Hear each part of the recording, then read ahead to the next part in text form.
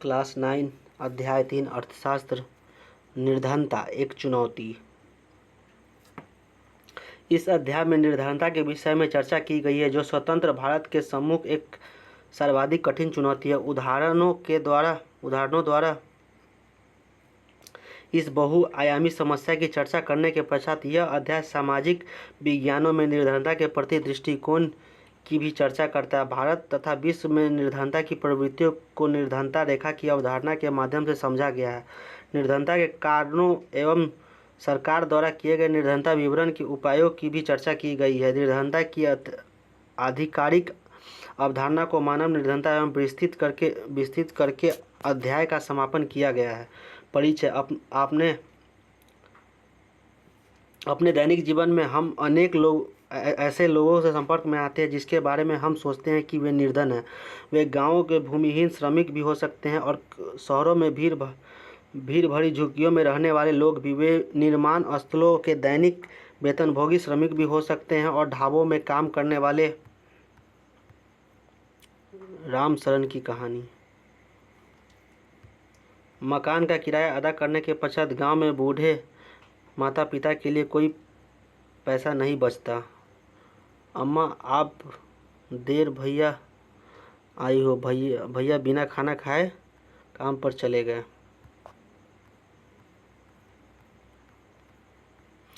बाल श्रमिक भी थे। वे चित्रों में बच्चे उठाए भिखारी भी हो सकते हैं। हम अपने चारों ओर निर्धनता देखते हैं। वास्तव में देश का हर 5वां व्यक्ति निर्धन है। इसका अर्थ है कि वर्ष 2011 से 12 में भारत में मोटे तौर पर 270 मिलियन या 27 करोड़ लोग निर्धनता में जीते हैं। इसका यह भी अर्थ है कि विश्व में भारत सबसे अधिक निर्धनों का संकेंद्रण है।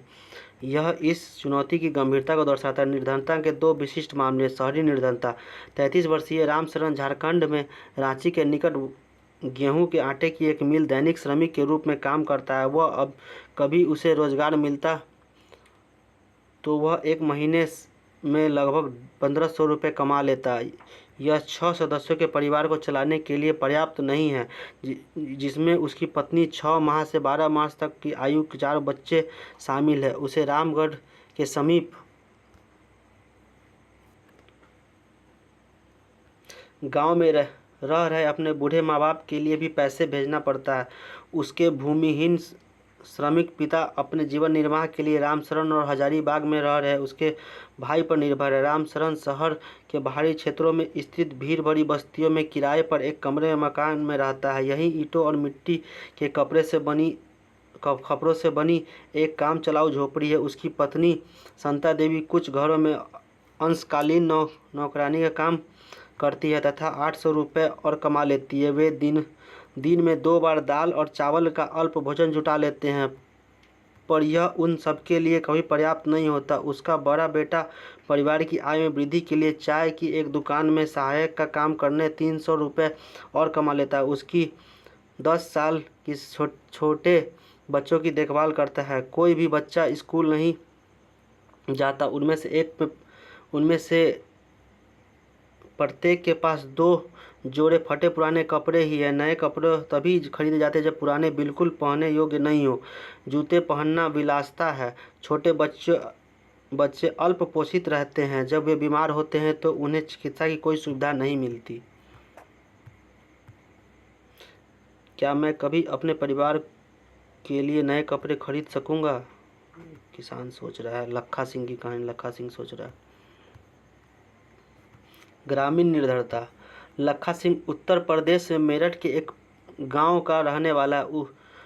उसके परिवार के पास कोई भूमि नहीं है, इसलिए वह बड़े किसानों के लिए छोटे मोटे काम करता है। काम अनियमित होता है और आय भी वैसी ही होती है। कई बार उसे पूरे दिन की मेहनत के बदले 50 रुपये ही मिलते हैं, लेकिन प्रायः खेतों में पूरे दिन मेहनत करने के बाद उसे वस्तु के रूप में कुछ किलोग्राम गेहूँ, दाल, थोड़ी सी सब्जी ही मिल पाती है। 8 सदस्यों का परिवार हमेशा 2 वक्त का भोजन भी नहीं जुटा पाता। लखा सिंह गांव के बाहर एक कच्ची झोपड़ी में रहता है। परिवार की महिलाएं पूरा दिन खेतों में चारा काटने और खेतों से जलाने की लकड़ियां बीनने में ही गुजारा कर देती है। उसके पिता की जो तपेदिक से मरीज थे, चिकित्सा के अभाव में 2 वर्ष पूर्व मृत्यु हो गई। उसकी मां अब उसी बीमारी से ग्रस्त है। उसका जीवन भी धीरे धीरे छीन हो रहा है। यद्यपि गांव में एक प्राथमिक विद्यालय लखा वहां भी नहीं गया। उसे 10 वर्ष की उम्र में से ही कमाना शुरू करना पड़ा। नए कपड़े खरीदना कुछ वर्षों में ही संभव हो पाता, यहाँ तक कि परिवार के लिए साबुन और तेल भी एक विलासिता है। निर्धनता के उपरोक्त मामलों के अध्ययन करें और निर्धनता के संबंध निम्नलिखित मुद्दों पर चर्चा करें: भूमिहीनता, बेरोजगारी, परिवार का आकार, निरक्षरता, खराब स्वास्थ्य, कुपोषण, बाल श्रम, असहायता।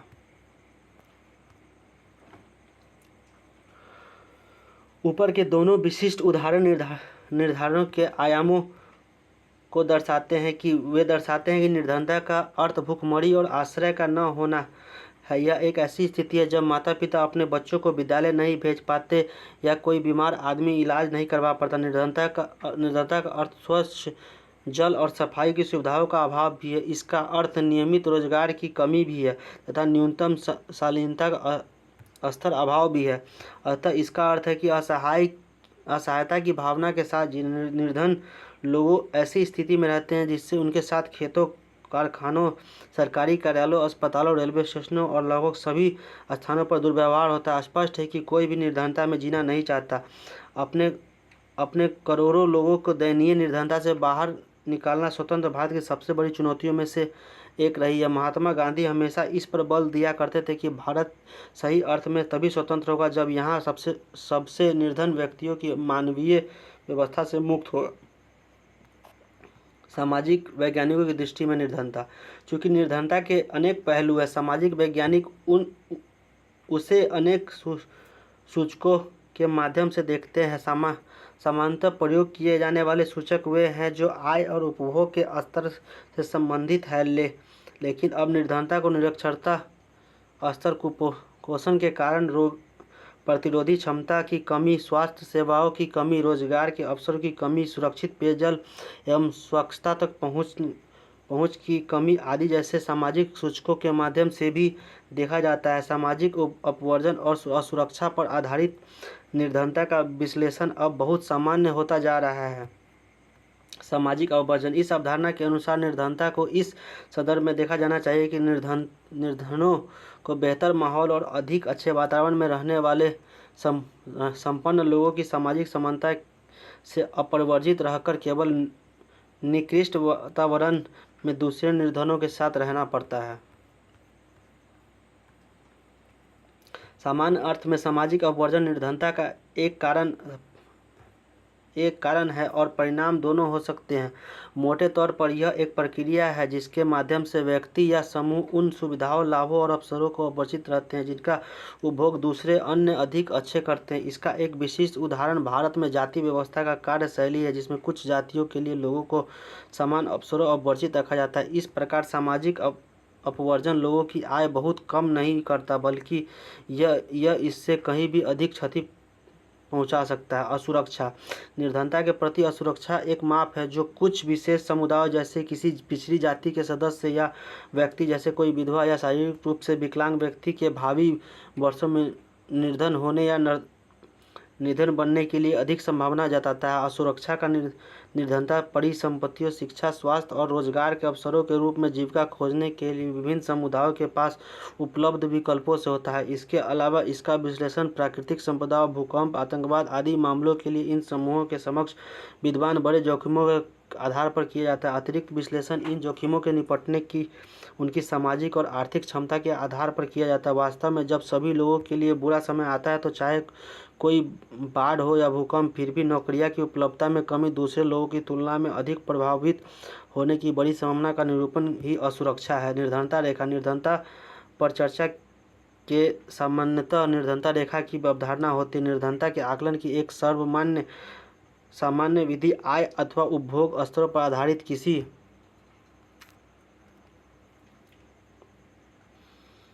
व्यक्ति के निर्धन माना जाता है यदि उसे आय की उपभोग स्तर किसी ऐसे न्यूनतम स्तर से नीचे गिर जाए जो मूल्य आवश्यकताओं के लिए दिए हुए समूहों को पूर्ण करने के लिए आवश्यक है। मूल्य आवश्यकताओं को पूर्ण करने के लिए आवश्यक वस्तुएं विभिन्न कालों एवं विभिन्न देशों से भिन्न अतः काल एवं स्थान स्थान के अनुसार निर्धनता रेखा भिन्न हो सकती है। प्रत्येक देश की एक काल्पनिक रेखा का प्रयोग करता है जिसे विकास एवं स्वीकृत न्यूनतम सामाजिक मानदंडों के वर्तमान स्तर के अनुरूप माना जाता है। उदाहरण के लिए अमेरिका में उसी आदमी को निर्धन माना जाता है जिसके पास कार नहीं है, बल्कि जबकि भारत में अभी भी कार रखना विलासिता मानी जाती है। भारत में निर्धनता रेखा का निर्माण करते समय जीवन निर्वाह के लिए खाद्य आवश्यकता, कपड़ा, जूता, ईंधन और प्रकाश, शैक्षिक एवं चिकित्सा संबंधी आवश्यकताओं आदि पर विचार किया जाता है। इन भौतिक मात्राओं को रुपये में उनकी कीमतों से गुणा किया जाता है। निर्धनता रेखा का आकलन करते हुए समय खाद्य आवश्यकताओं के लिए वर्तमान सूत्र वांछित कैलोरी आवश्यकताओं पर आधारित है। खाद्य वस्तुएं जैसे अनाज, दालें, सब्जियां, दूध, तेल, चीनी आदि मिलाकर इन आवश्यकताओं कैलोरी की पूर्ति करते हैं। आयु, लिंग, कम करने की प्रकृति आदि के आधार पर कैलोरी आवश्यकता बदलती रहती है। भारत में स्वीकृत कैलोरी आवश्यकताएं ग्रामीण क्षेत्रों में 2400 कैलोरी प्रति व्यक्ति प्रतिदिन एवं नगरीय क्षेत्रों में 2100 कैलोरी प्रति व्यक्ति प्रतिदिन है। चूँकि ग्रामीण क्षेत्रों में रहने वाले लोग अधिक शारीरिक कार्य करते हैं, अतः ग्रामीण क्षेत्रों में कैलोरी की आवश्यकता शहरी क्षेत्रों की तुलना में अधिक मानी गई है। अनाज आदि के रूप में कैलोरी आवश्यकताओं को खरीदने के लिए प्रति व्यक्ति मौद्रिक व्यय कीमतों में वृद्धि को ध्यान में रखते हुए समय समय पर संशोधित किया जाता है। इस परिकल्पना के आधार पर वर्ष 2011-12 में किसी व्यक्ति के लिए निर्धनता रेखा निर्धारण ग्रामीण क्षेत्रों में 816 रुपये प्रति माह और शहरी क्षेत्रों में 1000 रुपये प्रति माह किया गया था। कम कैलोरी की आवश्यकता के बावजूद शहरों के क्षेत्रों में उसे उच्च राशि निश्चित की गई, क्योंकि शहरी क्षेत्रों में अनेक आवश्यकता वस्तुओं की कीमतें अधिक होती है। इस प्रकार वर्ष 2011-12 में ग्रामीण क्षेत्रों में रहने वाले 5 सदस्यों का परिवार निर्धनता रेखा के नीचे होगा यदि उसकी आय लगभग 4080 रुपये प्रति माह से कम है। इसी तरह परिवार को शहरी क्षेत्रों में मूल्य आवश्यकता पूर्ति करने के लिए कम से कम 5000 रुपये प्रति माह की आवश्यकता होती है। निर्धनता रेखा का आकलन समय समय पर सामान्यतः हर 5 वर्ष पर प्रतिदर्श सर्वेक्षण के माध्यम से किया जाता है। यह सर्वेक्षण राष्ट्रीय प्रतिदर्श सर्वेक्षण संगठन अर्थात नेशनल सैंपल सर्वे ऑर्गेनाइजेशन द्वारा किए जाते हैं। तथापि विकासशील देशों के बीच तुलना करने के लिए विश्व बैंक जैसे अनेक अंतर्राष्ट्रीय संगठन निर्धनता रेखा के लिए एक समान मानक का प्रयोग करते हैं, जैसे $1.9 2011 ppb प्रति व्यक्ति प्रतिदिन के समतुल्य न्यूनतम उपलब्धता के आधार पर। तालिका 3.1 से स्पष्ट है कि भारत में निर्धनता का अनुमान।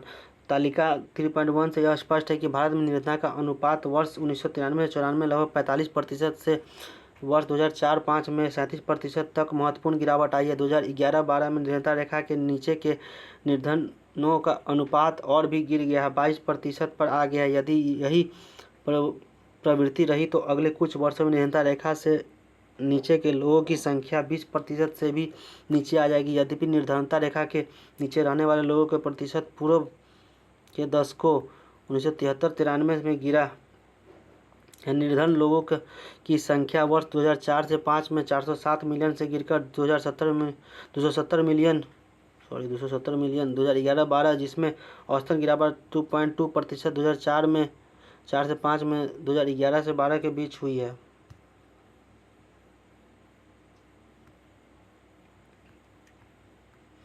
असुरक्षित समूह। निर्धनता रेखा से नीचे लोगों का अनुपात भी भारत में सभी सामाजिक समूहों और आर्थिक वर्गों में एक समान नहीं है। जो सामाजिक समूह निर्धनता के प्रति सर्वाधिक असुरक्षित है वे अनुसूचित जाति और अनुसूचित जनजाति के परिवार हैं।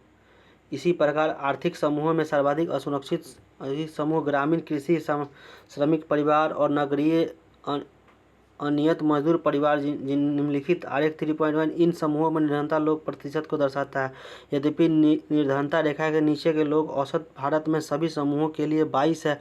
अनुसूचित जनजातियों के 100 में से 43 लोग अपनी मूल आवश्यकताओं को पूरा करने में असमर्थ है। इसी तरह नगरीय क्षेत्रों में 34% अनियमित मजदूर, निर्धनता के नीचे लगभग 34% अनियत कृषि श्रमिक ग्रामीण क्षेत्र में और 29% अनुसूचित जातियों भी निर्धन है। अनुसूचित जाति का अनुसूचित जनजाति के सामाजिक रूप में सुविधा वंचित सामाजिक समूहों में शहर में भी पर्याप्त पैसा प्राप्त नहीं कर सका। इतनी अनियमित आय में मैं अपने बच्चों को विद्यालय कैसे भेजूंगा। शिव रमन की कहानी। का भूमिहीन अनियमित दिहाड़ी श्रमिक होना उनकी दोहरी असुविधा का समस्या की गंभीरता को दिखाता है। हाल में कुछ अध्ययनों ने दर्शाया है कि 1990 के दशक के दौरान अनुसूचित जनजाति परिवारों को छोड़कर अन्य सभी तीनों समूहों में अनुसूचित जनजाति, ग्रामीण, कृषि श्रमिक और शहरी अनियमित मजदूर परिवार में निर्धनता में कमी आई है। इन सामाजिक समूहों के अतिरिक्त परिवारों में भी आय असमानता है। निर्धन परिवारों में सभी लोग कठिनाइयों का सामना करना पड़ता है, लेकिन कुछ लोग दूसरों से अधिक कठिनाइयों का सामना करते हैं। कुछ संदर्भों में महिलाओं, वृद्ध लोगों और बच्चियों को भी ढंग से परिवार में उपलब्ध संसाधनों तक पहुंच में वंचित किया जाता है। शिव रमन की कहानी। शिव रमन तमिलनाडु के करूर कस्बे के निकट एक छोटे गांव में रहता है। करूर हथकरघा और बिजली करघा के अपने कपड़ों के लिए प्रसिद्ध है। गांव में 100 परिवार रहते हैं। शिव रमन आयु थांगथियार, जो मोची जाति का है और अब 160 रुपये प्रतिदिन के हिसाब से एक खेतिहर मजदूर के रूप में काम करता है, लेकिन उसे यह काम वर्ष में मात्र 5-6 महीने मिलता है। अन्य समय में वह गांव एक दूसरे छोटे कामों में करता है। उसकी पत्नी शशिकला भी उसके साथ काम करती है, लेकिन इन दिनों उसे कभी कभी ही काम मिल पाता है।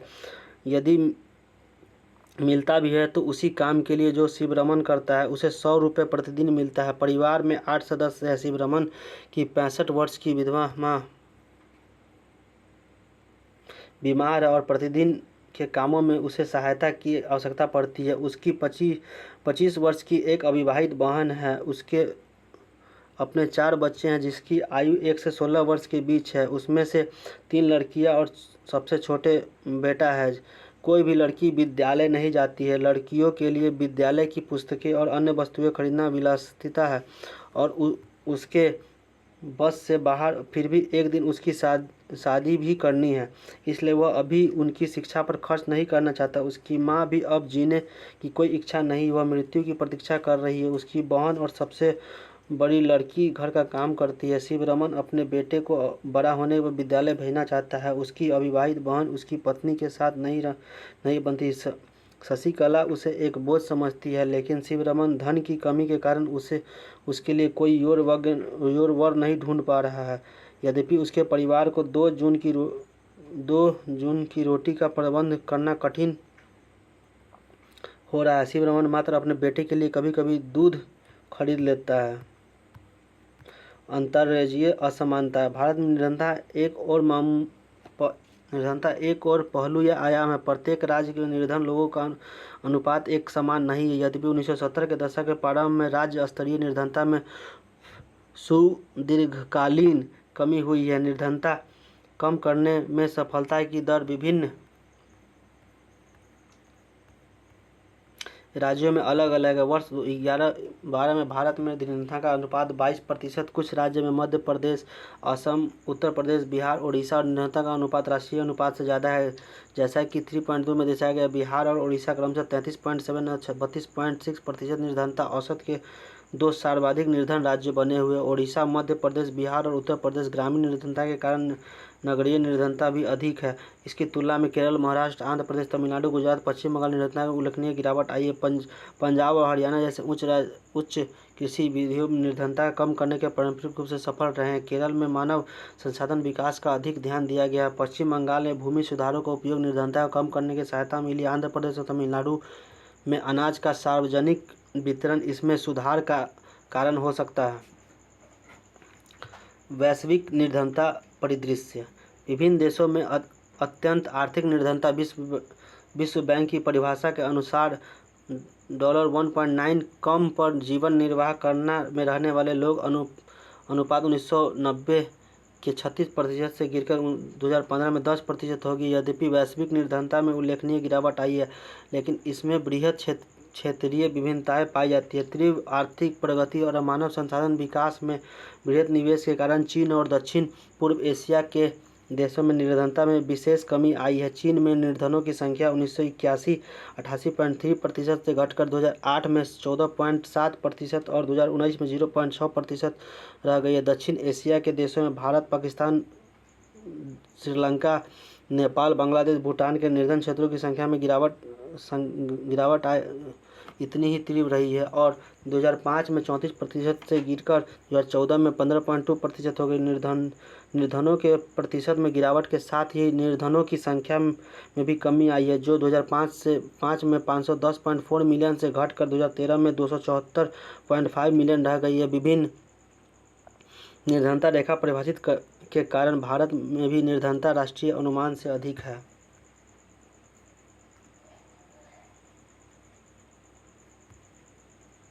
आर्थिक सर्वेक्षण 2020-21 भारत सरकार निर्धनता रेखा। बिहार सबसे ऊपर है, केरल सबसे नीचे। सबसे ज़्यादा निर्धन बिहार में है, केरल।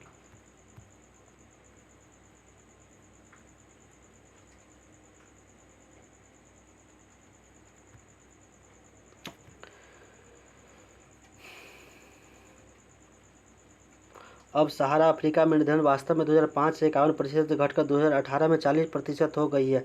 आरेख 3.1 में देखें, लैटिन अमेरिका में निर्धनता का अनुपात वही है। यहाँ पर निर्धनता रेखा 2005 में 10% से गिरकर 2018 में 4% रह गई है। देखें आरेख 3 में रूस जैसी पूर्व सामाजिक देशों में निर्धनता पुनः प्राप्त की गई है। जहाँ पहले आधिकारिक रूप से कोई निर्धनता नहीं थी, तत्कालीन अंतर्राष्ट्रीय निर्धनता रेखा डालकर प्रतिदिन नीचे जनसंख्या की परिभाषा अनुसार विभिन्न देशों में निर्धनता के लिए रहने वाले लोगों का अनुपात दर्शाती है। संयुक्त राष्ट्र के नए सतत विकास के लक्ष्य 2030 तक सभी प्रकार की गरीबी खत्म करने का प्रस्ताव है।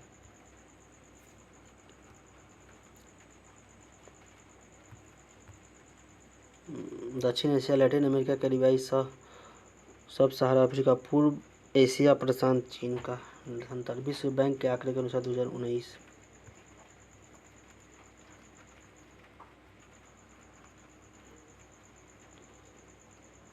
निर्धनता के कारण। भारत में व्यापक निर्धनता के अनेक कारण हैं। एक ऐतिहासिक कारण ब्रिटिश औपनिवेशिक शासन के दौरान आर्थिक विकास का निम्न स्तर। औपनिवेशिक सरकार की नीतियों ने पारंपरिक हस्तशिल्पकारी को नष्ट कर दिया और वस्त्र जैसे उद्योग विकास को हतोत्साहित किया है। विकास की धीमी दर 1980 के दशक तक जारी रही। इसके परिणाम स्वरूप रोजगार के अवसर घटे और आय में वृद्धि दर गिरी। इसके साथ साथ जनसंख्या में उच्च दर की वृद्धि हुई। इन दोनों प्रति व्यक्ति आय की समृद्धि दर को बहुत कम कर दिया गया। आर्थिक प्रगति को बढ़ावा और जनसंख्या नियंत्रण दोनों मोर्चों पर असफलता के कारण निर्धनता का चक्र बना रहा। सिंचाई और हरित क्रांति के प्रसार से कृषि क्षेत्रों में रोजगार के अनेक अवसर सृजित हुए, लेकिन इसका प्रभाव भारत के कुछ भागों की सीमित राज्य, सार्वजनिक और निजी क्षेत्रों के कुछ रोजगार उपलब्ध करा, लेकिन ये रोजगार तलाश करने वाले सभी लोगों के लिए पर्याप्त नहीं हो सके। शहरों में उपयुक्त नौकरी पाने की सफलता अनेक लोगों, रिक्शा चालक, विक्रेता, गृह निर्माण श्रमिक, घरेलू और आदि रूप में कार्य करने लगे। अनियमित और कम आय के कारण ये लोग महंगे मकानों में नहीं रह सकते थे। वे शहरों के बाहर झुग्गियों में रहने और निर्धनता की समस्याओं, जो मुख्य रूप से एक ग्रामीण परिघटना थी, नगरीय क्षेत्रों में एक विशेषता बन गई। उच्च निर्धनता दर की एक विशेषता आय असमानता रही है। इसका एक प्रमुख कारण भूमि और अन्य संसाधनों की असमान वितरण है। अनेक नीतियों के बावजूद हम किसी समर्थ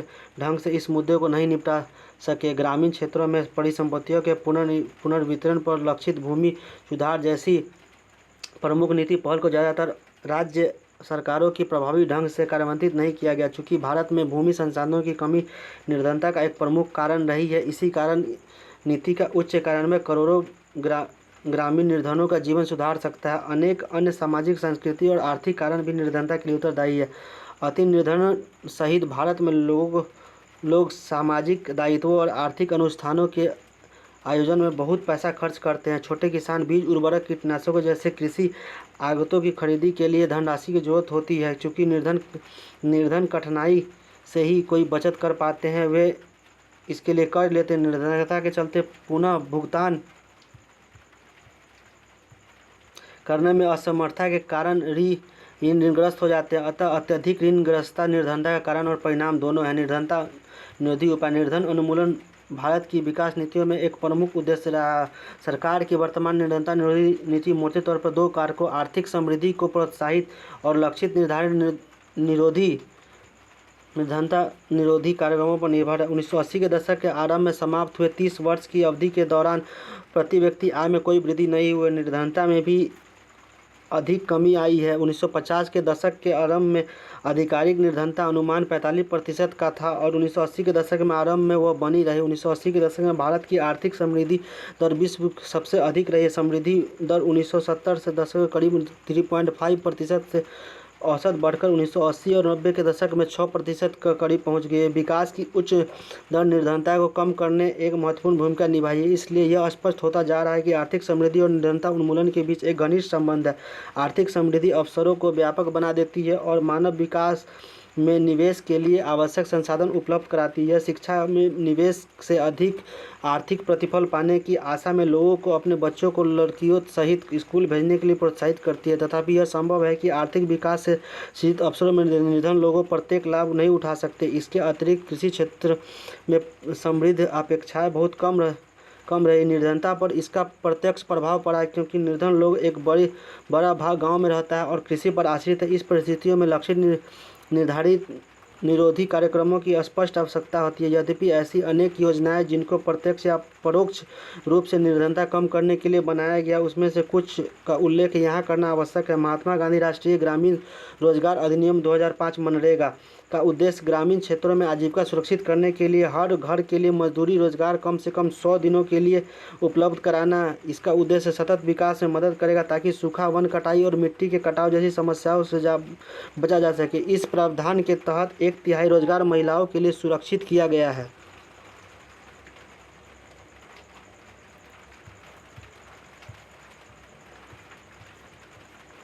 इस स्कीम के अंतर्गत 4.78 करोड़ परिवार को 220 करोड़ प्रति व्यक्ति रोजगार उपलब्ध कराया गया। इस योजना के अंतर्गत अनुसूचित जाति, अनुसूचित जनजाति और महिलाओं का हिस्सा क्रमशः 23%, 17% और 53% औसत रोजगार 2006-07 में ₹65 से बढ़कर ₹132 2013-14 में कर दिया गया। हाल ही में मार्च 1918 में भारतीय राज्य अकुशल मैनुअल श्रमिकों के लिए मजदूरी दर संशोधित की गई। इस राज्यों में एवं संघ शासित प्रदेशों में मजदूरी दर की सीमा 281 प्रतिदिन हरियाणा व श्रमिकों के लिए 168 प्रतिदिन, बिहार व झारखंड श्रमिकों के लिए तय की गई है। केंद्र सरकार राष्ट्रीय रोजगार गारंटी कोष भी स्थापित करेगी। इस तरह सरकारों में भी योजना के कार्यान्वयन के लिए राज्य रोजगार गारंटी कोष की स्थापना करेगी। कार्यक्रम के अंतर्गत अगर आवेदक को 15 दिन के अंदर रोजगार उपलब्ध नहीं कराया गया तो वह दैनिक बेरोजगार भत्ते का हकदार होगा। एक और महत्वपूर्ण योजना राष्ट्रीय काम के बदले अनाज के कार्यक्रम है, जिसे 2004 में देश के सबसे पिछड़े 150 जिलों में लागू किया गया। यह कार्यक्रम उन सभी ग्रामीण निर्धनों के लिए है जिन्होंने मजदूर पर रोजगार की आवश्यकता है और जो अकुशल शारीरिक काम करने में इच्छुक है। इसका कार्यान्वयन 100% केंद्रीय वित्त पोषित कार्यक्रमों के रूप में किया गया और राज्यों को खाद्य निःशुल्क उपलब्ध कराए जा रहे हैं। एक बार NREGA लागू हो जाए तो काम के बदले अनाज का राष्ट्रीय कार्यक्रम इस कार्यक्रम के अंतर्गत आ जाएगा। प्रधानमंत्री रोजगार योजना एक अन्य योजना है जिसे 1993 में आरंभ किया गया। इस कार्यक्रम का उद्देश्य ग्रामीण क्षेत्रों और छोटे शहरों में शिक्षित बेरोजगार युवाओं के लिए स्वरोजगार अवसर सृजन करना है। उसे लघु व्यवसाय उद्योग स्थापित करने की उसकी सहायता दी जाएगी। ग्रामीण रोजगार सृजन कार्यक्रम के अंतर्गत 1995 में किया गया। इसका उद्देश्य ग्रामीण क्षेत्रों में छोटे शहरों में स्वरोजगार अवसर सृजित करना। 10वीं पंचवर्षीय योजना इस कार्यक्रम के अंतर्गत 25 लाख एवं रोजगार अवसर सृजित करने का लक्ष्य रखा गया। स्वर्ण जयंती ग्राम स्वरोजगार योजना का आरंभ 1999 में किया गया। इस कार्यक्रम का उद्देश्य सहायता प्राप्त निर्धन परिवारों को स्व सहायता समूह में संगठित कर बैंक ऋण और सरकारी सहायता के संयोजन द्वारा निर्धनता रेखा से ऊपर लाना है। प्रधानमंत्री ग्रामोदय योजना 2000 में आरंभ। इसके अंतर्गत प्राथमिक स्वास्थ्य और प्राथमिक शिक्षा, ग्रामीण आश्रय, ग्रामीण पेयजल और ग्रामीण विद्युतीकरण जैसी मूल सुविधाओं के लिए राज्यों के अतिरिक्त केंद्रीय सहायता प्रदान की जाती है। एक और महत्वपूर्ण योजना अंत्योदय अन्न योजना, जिसके बारे में आप अगले अध्याय में विस्तार से पढ़ेंगे। इस योजना में मिले जुले परिणाम है। इसके कम प्रभावी होने का एक मुख्य कारण उचित कार्यान्वयन और सही लक्ष्य निश्चित करने की कमी है। इसके अतिरिक्त कुछ योजनाएं परस्पर व्यापक भी है। अच्छी नीयत के बावजूद इन योजनाओं के लाभ उनके पात्र निर्धनों को पूरी तरह से नहीं मिल पाए। इसलिए हाल ही में वर्षों में निरंतर उन्मूलन कार्यक्रम के उचित परिवीक्षण पर अधिक बल दिया गया है।